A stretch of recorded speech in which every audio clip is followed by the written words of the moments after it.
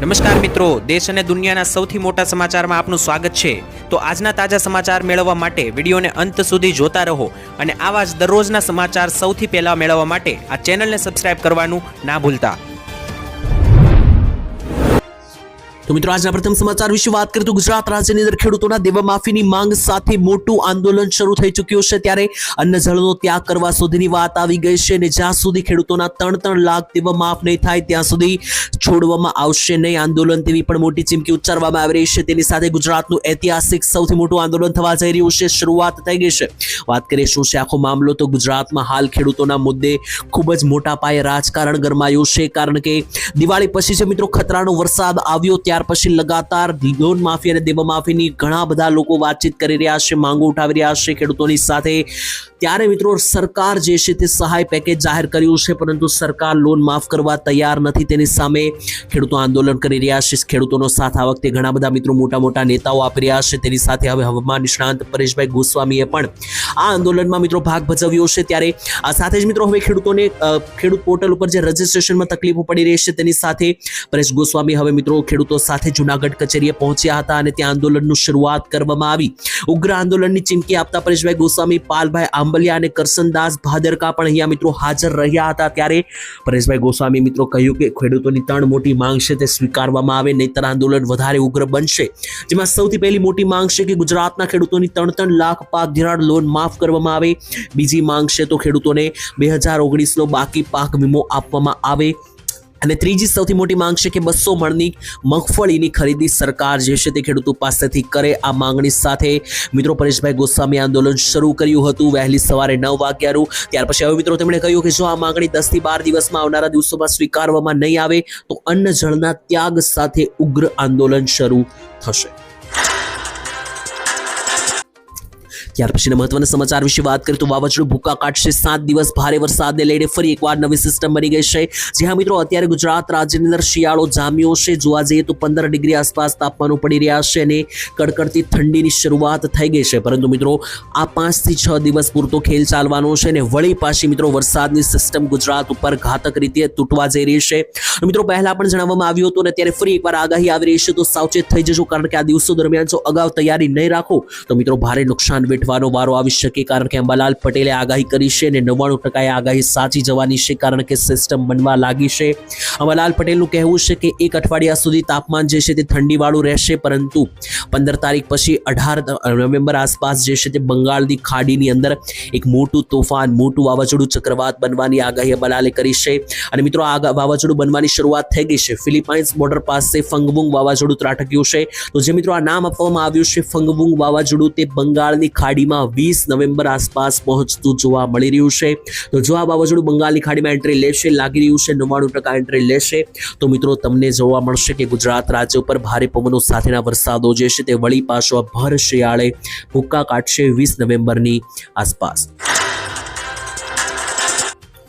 તો મિત્રો ત્યાર પછીના મહત્વના સમાચાર વિશે વાત કરીએ તો આતંકીઓએ નિશાના ઉપર શું લગાવ્યું હતું તે જાણવા મળ્યું। જ્યાં મિત્રો ગુજરાતમાંથી જે આઈસિસ એટલે કે પાકિસ્તાની આતંકી સંગઠન સાથે જોડાયેલા કેટલાક લોકો મળી આવ્યા હતા, આતંકીઓ મળી આવ્યા હતા, તે લઈને મોટી જાહેરાત ગઈકાલે મિત્રો મેં તમને આ સમાચાર આપ્યા હતા, પરંતુ આજે જાણવા મળ્યું કે આતંકીઓ જે છે તે ગુજરાતમાં કંઈક મોટું કરવાના હતા, કારણ કે આતંકીઓના નિશાના ઉપર શું હતું તે બધું પૂછતાછ કરતા જાણવા મળ્યું। ગુજરાતમાં મિત્રો ઝડપાયેલા જે 3 આતંકીઓ છે તેમને લઈને મોટો ખુલાસો થયો। આતંકીઓએ મિત્રો જણાવ્યું કે આતંકીઓના નિશાના ઉપર લખનૌનું RSS કાર્યાલય હતું। સાથે જ મિત્રો આ 3 જે ઝડપાયા તેમણે લખનૌ RSS કાર્યાલય ઉપર આતંકી હુમલો કરવાની ફિરાકમાં હતા તેવી માહિતી મળી। બીજા નંબર ઉપર તેમના ટાર્ગેટ ઉપર હું હતું, તો મિત્રો જણાવીએ તો દિલ્હીની આઝાદપુરી મંડી પણ નિશાના ઉપર હતી।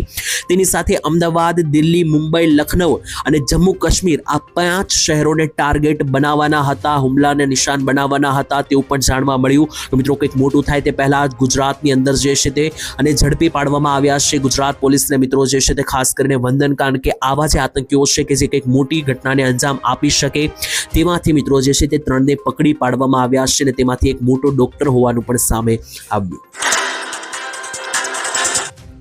ત્યાર પછીના મહત્વના સમાચાર જાણીએ તો શું ભાજપ ખેડૂતોને રોડ ઉપર લાવ્યા તેવી માહિતી આપવામાં આવી છે। જી હા દર્શક મિત્રો, તમારું શું કહેવું છે? કારણ કે અત્યારે મિત્રો ખેડૂતો જે છે તે ખાસ અત્યારે લાલ થઈને બેઠા છે, એટલે કે ગુસ્સામાં છે। ત્યારે આમ આદમી પાર્ટીના પ્રદેશ પ્રમુખ ઈસુદાનભાઈ ગઢવીએ મહાપંચાયત યોજી હતી, ત્યારે ત્યાં મિત્રો તેમણે ભાજપ ઉપર પ્રહાર કરતા ભાજપ પર કહ્યું કે આ જેટલા પણ સભાની અંદર લોકો ખેડૂતો ઉભરાયેલા હતા, તો મિત્રો બધા જ ખેડૂતોની માટે મિત્રો આમ આદમી પાર્ટી પક્ષ લઈ રહી છે।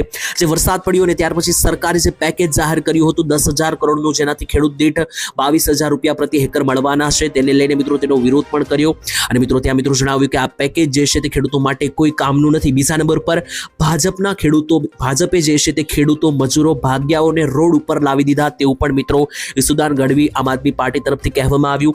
સાથે જ મિત્રો તેમણે કહ્યું કે ભાજપના રાજમાં માત્ર 20,000 ભાજપના અધિકારીઓ છે, તેમનો જ વિકાસ થયો છે, બાકી મધ્યમ વર્ગ કે ગરીબ વર્ગના કોઈ પણ લોકોનો વિકાસ થયો નથી। ભાજપે ખેડૂત વિરોધી સરકાર કેમ છે એના પુરાવા પણ હું આપી શકું।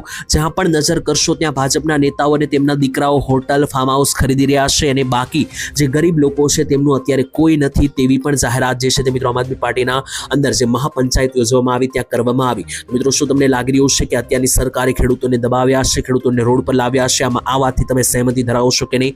કોમેન્ટમાં લખીને જણાવી દેજો। તો ત્યાર પછીના મહત્વના સમાચાર વિશે મિત્રો વાત કરીએ તો ગુજરાતની અંદર પણ સરકાર આપશે દર મહિને 300 યુનિટ મફત વીજળી કરવામાં આવી છે યોજનાની જાહેરાત। જ્યાં મિત્રો જો તમે પણ દર મહિને ઘરે બેઠા ગુજરાતની અંદર 300 યુનિટ મફત વીજળી મેળવવા માંગો છો, તો આજકાલ મિત્રો વીજળીના વધતા જતા બિલ અને જે સતત વધી રહેલા ભાવો છે, તો તેને લઈને લોકો માટે બોજ સાબિત થઈ ગઈ છે વીજળી। ત્યારે આ સમસ્યાને ધ્યાનમાં રાખીને સરકારે યોજના બહાર પાડી, પ્રધાનમંત્રી સૂર્યઘર યોજના। આ યોજનાની અંદર મિત્રો જે છે તે સોલાર પેનલ લગાવવા માટે સરકાર સબસિડી આપે છે, એટલે કે તમારે પૈસા પણ વાપરવાના નથી, સરકાર એમના પૈસે સબસિડી આપીને તમને સહાય આપે છે। અને ત્યાર પછી મિત્રો જે તમને સોલાર પેનલ લગાવી આપવામાં આવે છે પીએમ સૂર્યઘર યોજના અંતર્ગત, તેની અંદર મિત્રો દર મહિને તમે 3 કિલો વોલ્ટ સોલાર સિસ્ટમ લગાવશો તો 300 યુનિટ મફત વીજળી તમને આરામથી મળી જશે। એટલે કે દર મહિને 300 જેટલી યુનિટ વીજળી જે છે તે તમને મફત મળશે, તો તમારે બિલ પણ ભરવું નહીં પડે। તો જેટલા પણ લોકોને મફત વીજળી મેળવવી છે, પ્રધાનમંત્રી સૂર્યઘર યોજના અંતર્ગત ફોર્મ ભરી દેજો। ત્યારબાદ મિત્રો મહત્વના સમાચાર વાત કરીએ તો 2000 રૂપિયાના પીએમ કિસાન યોજનાના આવનારા 21મા હપ્તાને લઈને સરકારે કરી સૌથી મોટી જાહેરાત। જ્યાં મિત્રો અત્યારે ઓનલાઈન સોશિયલ મીડિયા ઉપર જે છે પ્રધાનમંત્રી યોજનાના 21મા હપ્તાને લઈને ઘણી બધી અફવાઓ ચાલી રહી છે, જૂઠા ફેક વિડીયો પણ ચાલી રહ્યા છે। ત્યારે સરકારે મિત્રો જે છે તે આ મેસેજ ઉપર ભરોસો ના કરવો અને સરકારે ઓફિશિયલ જાહેરાત કરી। અત્યાર સુધી મિત્રો લોકો જે છે તે ફેક માહિતી પણ આપી રહ્યા હતા, તેની વચ્ચે હવે સરકારે જે જાહેરાત કરી છે 2000નો હપ્તો આવે એ પહેલા સરકારે ચેતવણી આપી છે ખેડૂતોને। જી હા, જે પણ લોકો ખોટી રીતે 2000 રૂપિયાના હપ્તાનો લાભ લઈ રહ્યા છે પીએમ કિસાન યોજના અંતર્ગત, તેઓએ સાવધાન રહેવું, કારણ કે આ યોજનાના પૈસા માત્ર એક ખેડૂતને જ મળે છે પરિવારની અંદર। ઘણા બધા લોકો પતિ, પત્ની અને સગીર બાળકો હોય તો બાળકો પણ યોજનાનો લાભ લઈ રહ્યા છે। એક પરિવારમાં 2-3 લોકોને જે હપ્તા મળી રહ્યા છે, તો એ મિત્રો સરકારે ખોટું ગણાવ્યું અને જે પણ આ લોકો આ કરતા પકડાશે તેમના હપ્તા પણ પાછા લેવામાં આવી શકે, તો એ લોકોએ સાવધાન થઈ જવું, કારણ કે આવા લોકોને હપ્તા નહીં મળે। અને સરકારે મિત્રો માહિતી આપી છે ખાસ કરીને આ મામલે। અને સાથે મિત્રો હપ્તો ક્યારે આવશે તે અમે અમારા અનુમાન પ્રમાણે તમને જણાવીએ તો મિત્રો લગાતાર અત્યારે બીજા રાજ્યોની અંદર હપ્તા મળી રહ્યા છે, તો હવે ટૂંક સમયમાં ગુજરાતનો વારો આવી શકે। નવેમ્બર મહિનો પૂરો થાય એ પહેલા 90% ચાન્સ છે કે ગુજરાત રાજ્યની અંદર હપ્તો જે છે તે ખેડૂતોના ખાતામાં નાખવામાં આવશે। ત્યારબાદ મહત્વના સમાચાર વિશે વાત કરીએ તો ખેડૂતોનું ટ્રેક્ટરો સાથે મોટું વિરોધ પ્રદર્શન અને આંદોલન કરવામાં આવ્યું ગુજરાત રાજ્યની અંદર। જ્યાં મિત્રો કમોસમી વરસાદને પગલે ગુજરાતના અંદર ખેડૂતોને મિત્રો પાકને જે નુકસાન થયું છે, ત્યારે ખેડૂતોના દેવા માફ કરવા અંગે સરકાર પાસે માંગ ઉઠી રહી હતી। આ દરમિયાન ખેડૂતો આક્રોશ યાત્રા શરૂ કરાઈ, જે મિત્રો હાલ સુરેન્દ્રનગરના થાનમાં પહોંચી છે।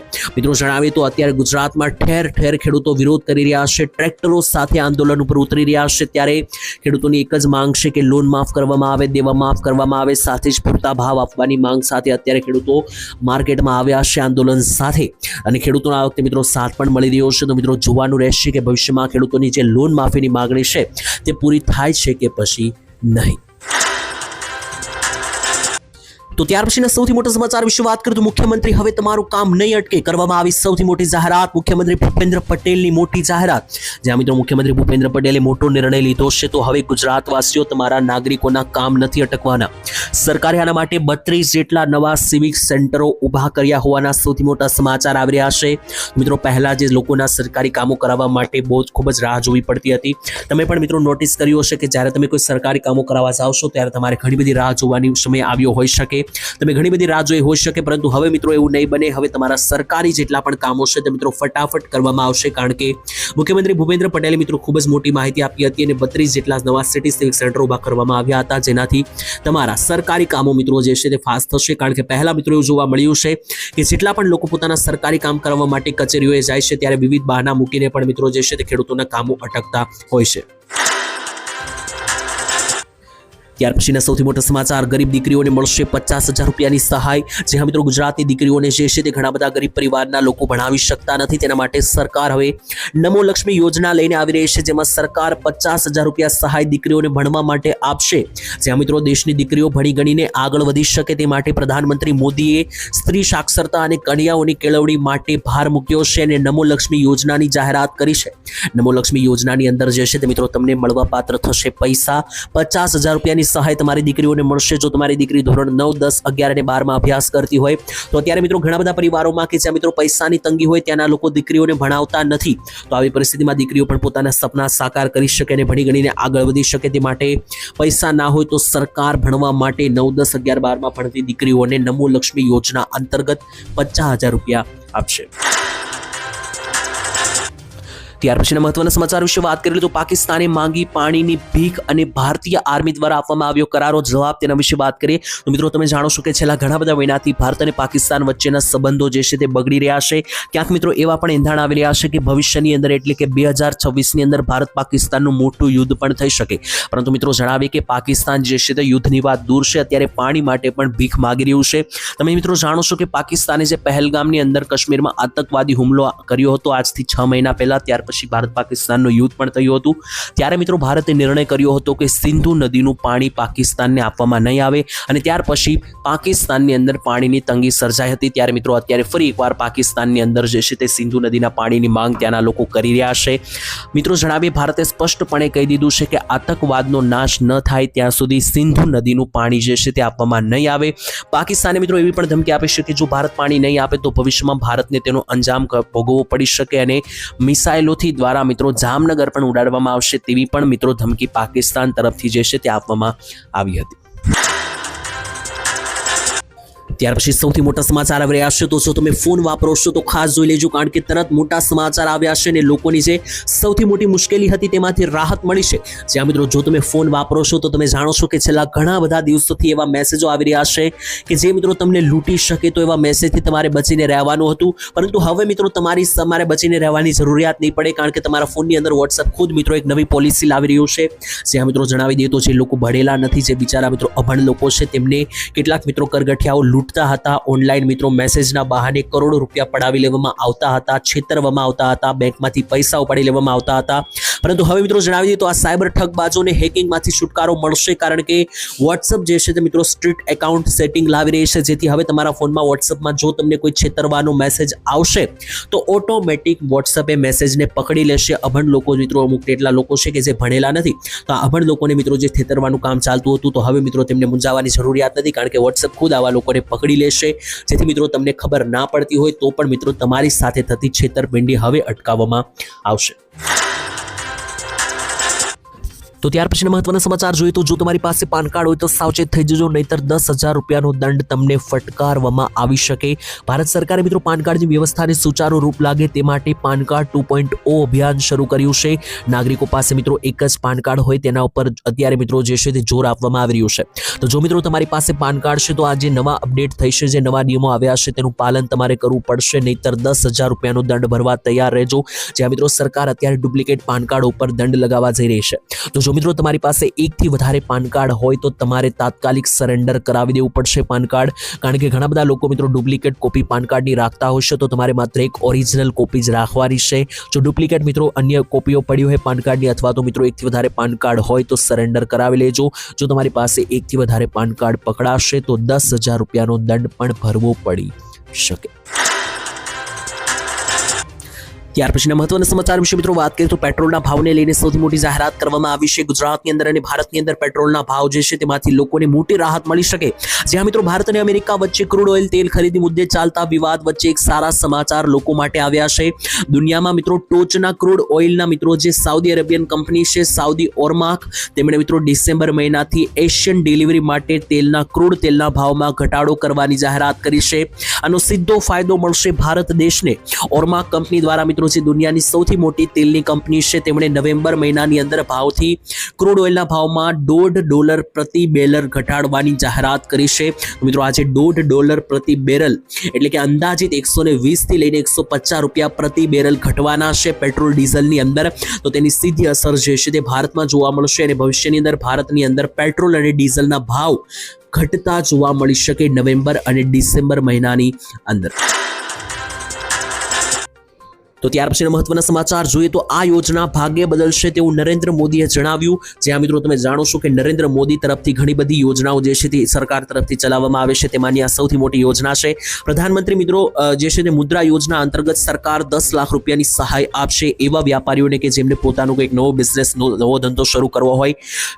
મિત્રો પીએમ મોદીએ એવું જણાવ્યું કે ગુજરાત રાજ્યની અંદર અને ભારત દેશની અંદર એવા લોકો કે જે કંઈક મોટા સપના ધરાવે છે અને ભાગ્ય બદલવા માંગે છે તો આ યોજના આવા નાના માણસોની ભાગ્ય બદલશે. કારણ કે જેમને જીવનમાં કંઈક મોટું કરવું છે તેમના માટે પ્રધાનમંત્રી મુદ્રા યોજના છે તેવું મોદીજીએ જણાવ્યું. મુદ્રા યોજનાની અંદર જો તમારે પોતાનો કંઈક નવો બિઝનેસ પોતાનો કંઈક નવો ધંધો શરૂ કરવો હોય તો સરકાર તેના માટે તમને 10 લાખ રૂપિયાની સહાય આપશે. તો મિત્રો તમારે પણ જો કોઈ પોતાનો નવો બિઝનેસ શરૂ કરવો હોય અને ભાગ્ય બદલવું હોય તો તમે પણ યોજના પ્રધાનમંત્રી મુદ્રાનો લાભ લઈ શકો.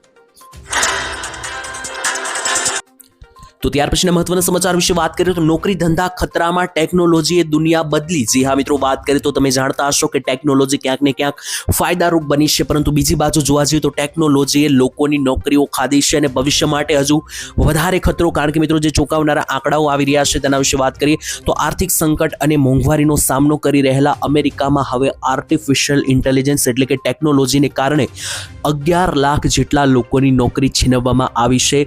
જ્યાં મિત્રો 2025માં અત્યાર સુધીમાં કુલ 11 લાખ જેટલા લોકોની નોકરી ઉપર પાણી ફરી ગયું છે. કારણ કે જે ટેકનોલોજી આગળ વધી ગઈ છે અને આજે વિજ્ઞાનનો જમાનો આવ્યો છે તો માણસોના કામ હવે ઓટોમેટિક રોબોટ દ્વારા થતા થયા છે.